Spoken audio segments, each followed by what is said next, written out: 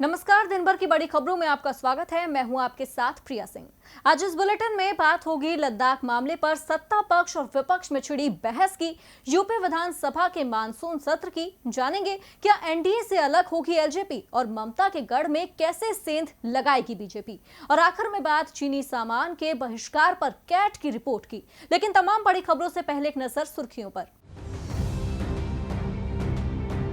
पूर्णबंदी को लेकर महाराष्ट्र के मुख्यमंत्री उद्धव ठाकरे का बड़ा बयान। कहा, अभी नहीं टली है मुसीबत, 30 जून के बाद भी जारी रहेगी पूर्णबंदी।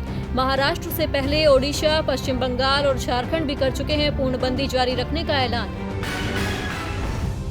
उत्तर प्रदेश की योगी सरकार ने किया एमबीबीएस की कक्षाएं शुरू करने का फैसला। कांग्रेस महासचिव प्रियंका गांधी ने फैसले पर जताया ऐतराज। कहा, एमबीबीएस कक्षाएं शुरू करना छात्रों के स्वास्थ्य को कर सकता है खराब। पंजाब के मुख्यमंत्री कैप्टन अमरिंदर सिंह का ऐलान, 15 जुलाई तक नहीं होंगी राज्य में यूनिवर्सिटी और कॉलेजों की परीक्षा। मौजूदा स्वास्थ्य हालात के चलते स्थगित की गई थी परीक्षा। उत्तर प्रदेश के मुख्यमंत्री योगी आदित्यनाथ ने लिया राम मंदिर निर्माण कार्य का जायजा। रामलला के दर्शन कर संतों से भी की मुलाकात। श्री राम जन्मभूमि परिसर में सीएम ने किया पौधारोपण। बीसीसीआई को हो सकता है बड़ा नुकसान, 14 साल के बाद टीम इंडिया की जर्सी से हट सकता है नाइकी का लोगो। नाइकी का मौजूदा करार सितंबर में होने जा रहा है खत्म। सुर्खियों के बाद अब बात करेंगे आज की सबसे बड़ी खबर की। लद्दाख में चीन के साथ तनाव को लेकर देश की सियासत में उबाल आ रहा है। सत्ता पक्ष और विपक्ष में तल्ख बयानबाजी का दौर जारी है। आज जहां अपने रेडियो कार्यक्रम में पीएम मोदी ने देश की जनता को भरोसा दिलाया कि देश मजबूत हाथों में है, तो वहीं राहुल गांधी ने फिर सरकार से तीखे सवाल पूछे, जिसका जवाब देने के बजाय गृह मंत्री अमित शाह ने राहुल गांधी को संसद में बहस की चुनौती दे दी है। आज इसी पर चर्चा के लिए हमारे साथ मौजूद है राजीव जी। राजीव जी, स्वागत है आपका। राजीव जी, लद्दाख मामला अब देश की सियासत का केंद्र बनता जा रहा है, जिस पर सत्ता पक्ष और विपक्ष में तल्ख बयानबाजी देखी जा रही है। लेकिन यहाँ देखा जाए तो केंद्र विपक्ष के सवालों का जवाब देने की बजाय बहस की चुनौती दे रही है। आप इसे कैसे देखते हैं? सत्ता पक्ष की तरफ से सवाल के जवाब में एक और सवाल पूछना कितना सही है? जी प्रिया, सीधी सी बात है कि जब आपके पास कहने के लिए कोई पुख्ता बात नहीं रह जाती है तो आप मुद्दों को बिला वजह उलझाना शुरू कर देते हैं, और भाजपा इस वक्त यही कर रही है। बल्कि मैं तो यह समझता हूं प्रिया कि भाजपा की ऐसा करने की ये पुरानी आदत है। आप याद कीजिए कि जब 2014 के बाद भाजपा सरकार से उसके किए वादों के बारे में पूछा जाता था तो वह हमेशा 70 साल में देश को कितना नुकसान पहुंचाया गया ये बताने की कोशिश करती रहती थी। बेरोजगारी, कालाधन और महंगाई, इन तमाम मसलों पर बीजेपी के वादे पूरे नहीं हुए और उन पर पूछे गए सवालों के जवाब भी नहीं मिले, और अब भी यही हालत है। इस वक्त देश चौतरफा मुश्किलों से घिरा हुआ है और पड़ोसी देश की हरकत यानी कि चीन की हरकत के कारण हमारा काफी नुकसान हुआ है। कायदे से इस वक्त केंद्र सरकार की जिम्मेदारी बनती है कि वो न केवल इन हरकतों का मुंहतोड़ जवाब दे, बल्कि देश के जो बाकी दल हैं उनके साथ सही सूचनाओं को साझा करे, ताकि किसी किस्म का विवाद बेवजह खड़ा न हो। मगर केंद्र सरकार देश की सुरक्षा के गंभीर मसले पर भी ढुलमुल तरीके से जवाब दे रही है। मोदी जी जवानों की बहादुरी का बखान तो कर रहे हैं, लेकिन उन्हें यह भी तो बताना चाहिए कि आखिर जवानों को अपनी जान क्यों देनी पड़ी, जान देने की नौबत क्यों आई। रक्षा मंत्री तो विपक्ष के सवाल पर कुछ नहीं कह रहे हैं। अलबत्ता आज गृह मंत्री अमित शाह ने एक विपक्षी सांसद को सदन में बहस की चुनौती दी है, और इधर भाजपा पड़ोसी देश यानी कि चीन से कांग्रेस के संबंधों की खाल उधेड़ने में लगी हुई है। सत्तारूढ़ दल को इस तरह की राजनीति करने से पहले यह सोचना चाहिए प्रिया कि सीमा पर तैनात जो जवान हैं आखिर देश की रक्षा के लिए हैं या आपकी राजनीति का मोहरा बनने के लिए। सरकार को चाहे विपक्ष के सवाल अच्छे न लगे, लेकिन देश संभालने की जिम्मेदारी उसने उठाई है, तो जवाब देने से पीछे उसे नहीं हटना चाहिए, और जवाब तो उसे ही देना होगा। बहुत बहुत धन्यवाद राजीव जी तमाम जानकारी के लिए। बढ़ते हैं अपनी अगली खबर की ओर। मौजूदा स्वास्थ्य मुसीबत के दौरान दिल्ली में भले ही केंद्र और दिल्ली सरकार मिलकर काम करके एक अच्छी राजनीति का संकेत दे रही हैं, लेकिन इसके बावजूद दिल्ली और केंद्र सरकार के बीच बयानबाजी भी चल रही है, जिसकी शुरुआत आज गृह मंत्री अमित शाह ने की, और फिर शाह को जवाब दिया आम आदमी पार्टी के विधायक सौरभ भारद्वाज ने। मौजूदा स्वास्थ्य मुसीबत के बीच जब दिल्ली और केंद्र सरकार ने मिलकर स्वास्थ्य समस्या से निपटने की ठानी, तो लगा कि इस कदम से दिल्ली सरकार और केंद्र के रिश्तों में मधुरता आएगी। लेकिन जब आज गृह मंत्री अमित शाह ने दिल्ली के डिप्टी सीएम मनीष सिसोदिया के बयान को लोगों को डराने वाला बयान बताया, तो सियासी गलियारों में गहमा गहमी तेज हो गई। दरअसल एक इंटरव्यू के दौरान गृह मंत्री अमित शाह ने कहा कि दिल्ली के डिप्टी सीएम मनीष सिसोदिया के इस बयान से डर पैदा हुआ था कि दिल्ली में जुलाई के अंत तक मौजूदा स्वास्थ्य मुसीबत के मामले 5.5 लाख के पार पहुंच जाएंगे। इस बयान के बाद प्रधानमंत्री ने उन्हें दिल्ली सरकार की मदद करने को कहा था। अमित शाह के बयान पर आम आदमी पार्टी के विधायक सौरभ भारद्वाज ने प्रतिक्रिया दी। उन्होंने कहा कि शुरुआत में दिल्ली की स्थिति देश से अलग थी। फरवरी से मार्च तक 35,000 लोग उस देश की से राजधानी आए जहां स्वास्थ्य मुसीबत विकराल रूप धारण कर चुकी थी। केंद्र सरकार उन लोगों को लेकर आई। जब तक पूर्णबंदी थी तब तक हालात ठीक थे, लेकिन पूर्णबंदी खुलते ही मामले बढ़ गए और फिर बेड्स की कमी का आभास हुआ तो केंद्र से मदद मांगी गई। मौजूदा स्वास्थ्य मुसीबत से साझा प्रयास से ही निपटा जा सकता है। केंद्र और दिल्ली सरकार का मिलकर मुसीबत का सामना करना तो वाकई काबिले तारीफ है, लेकिन बयानबाजी को देखकर रिश्तों में सुधार की गुंजाइश खत्म होती नजर आ रही है। इन सब के बीच नजरें इस बात पर रहेंगी कि आखिर दिल्ली में मौजूदा स्वास्थ्य मुसीबत पर फुल ब्रेक कब तक लगता है। अब भले ही स्वास्थ्य मुसीबत के दौर में भी सियासत थमती नजर नहीं आ रही हो, लेकिन इससे बदलाव जरूर देखने को मिल रहा है। ये बदलाव लोगों के जीवन से लेकर सियासत में भी खूब दिख रहा है। अब रैली और जनसभाओं की जगह वीडियो कॉन्फ्रेंसिंग और वर्चुअल रैलियों ने ले ली है, और अब तो उत्तर प्रदेश में विधानसभा का मानसून सत्र भी वीडियो कॉन्फ्रेंसिंग के जरिए शुरू करने की संभावनाओं पर विचार शुरू हो गया है। देश में स्वास्थ्य मुसीबत के बीच संसद का मानसून सत्र कैसे और कब शुरू किया जाए, इसे लेकर चर्चा चल रही है। सामाजिक दूरी को ध्यान में रखकर संसद शुरू करने को लेकर विचार विमर्श का दौर चल रहा है।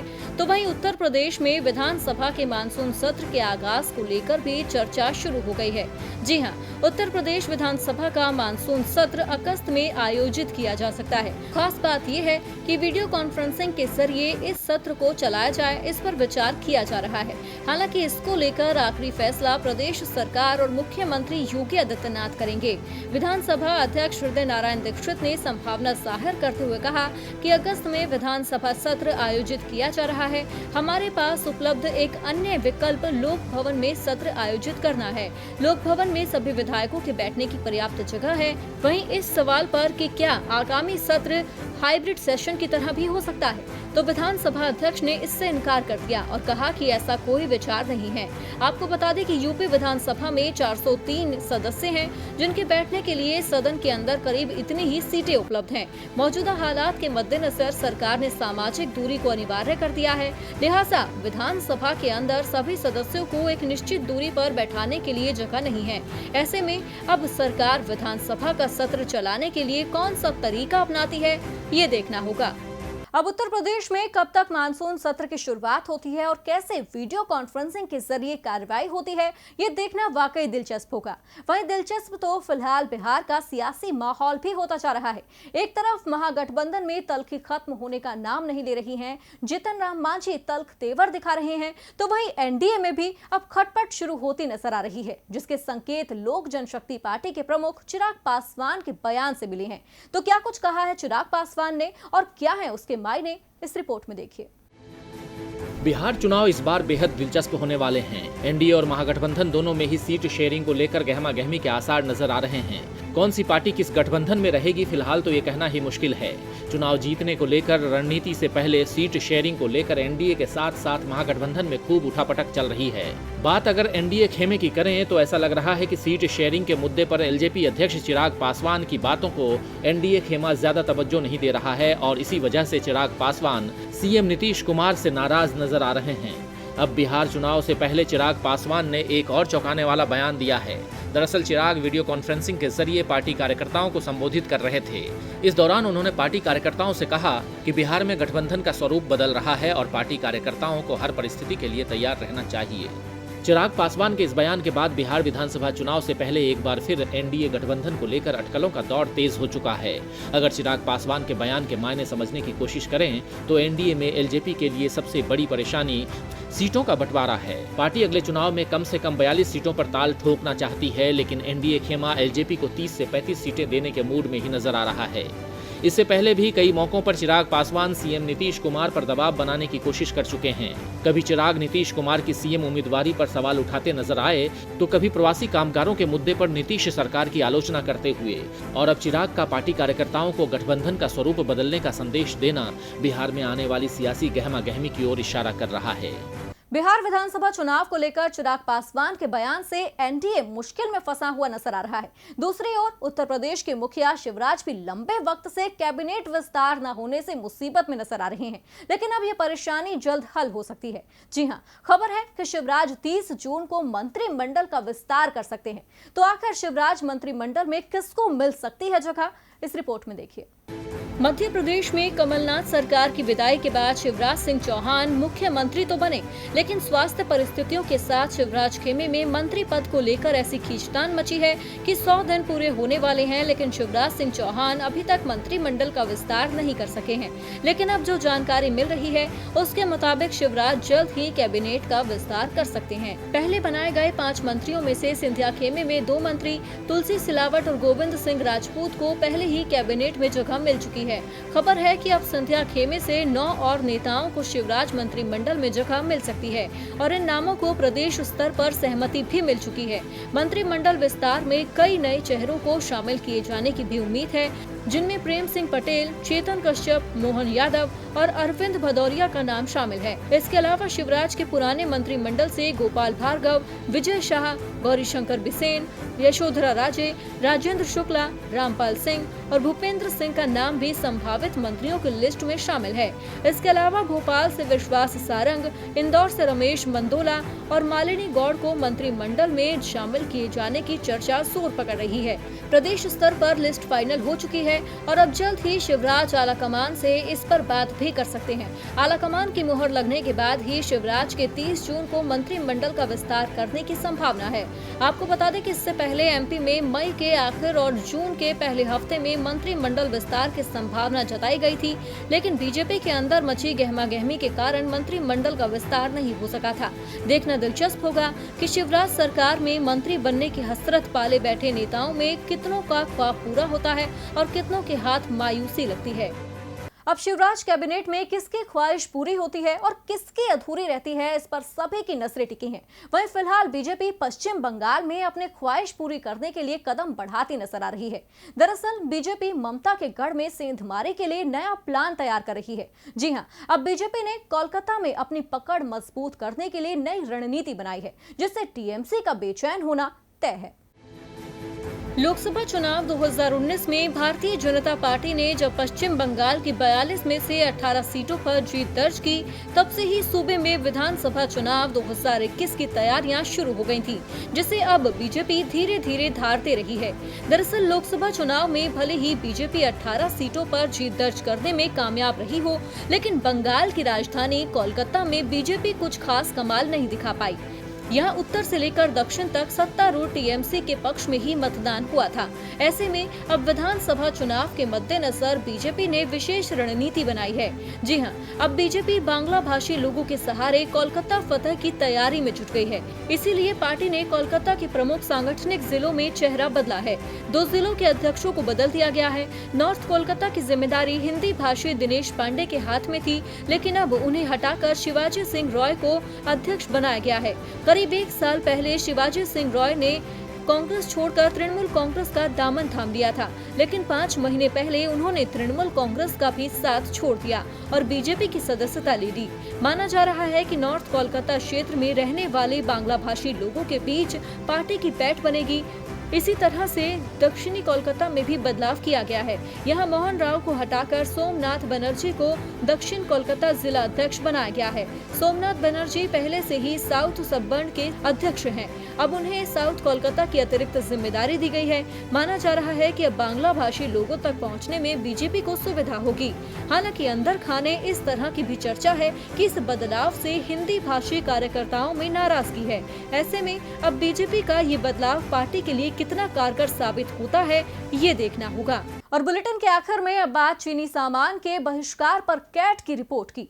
भारत के पड़ोसी देश चीन ने जब से लद्दाख में अपनी नापाक हरकत को अंजाम दिया है, उस वक्त से देश भर में काफी गुस्सा देखा जा रहा है। चीनी सामानों के बहिष्कार की मांग भी जोर पकड़ रही है। इसी बीच हाल ही में confederation of All India Traders यानी कैट ने चीनी उत्पादों के बहिष्कार को लेकर राष्ट्र की नब्ज टटोलने के लिए व्यापारियों और आम लोगों के बीच एक देशव्यापी सर्वे शुरू किया था, जिसकी रिपोर्ट सामने आ गई है। तो क्या कुछ कहती है कैट की ये ताजा रिपोर्ट, आइए आपको बताते हैं। चीन भले ही सीमा पर भारत को आंख दिखाकर उसे नुकसान पहुंचाने की कोशिश कर रहा हो, लेकिन भारत भी अब चीन को उसके ही अंदाज में जवाब देने को तैयार बैठा है। जवान चीन की हर हिमाकत का माकूल जवाब देने की बात कर रहे हैं, तो वहीं देश की आम जनता भी चीन को आर्थिक तौर पर कमजोर करने के लिए हर संभव कोशिश में जुट गई है। दरअसल जब से लद्दाख में तल्खियों का मामला सामने आया है, तब से देश में चीनी सामानों के बायकॉट की मांग चल रही है। ये मांग दिन ब दिन तेजी के साथ जोर पकड़ने लगी है। इसी बीच Confederation of All India Traders यानी कैट के हालिया सर्वे की रिपोर्ट भी सामने आ गई है।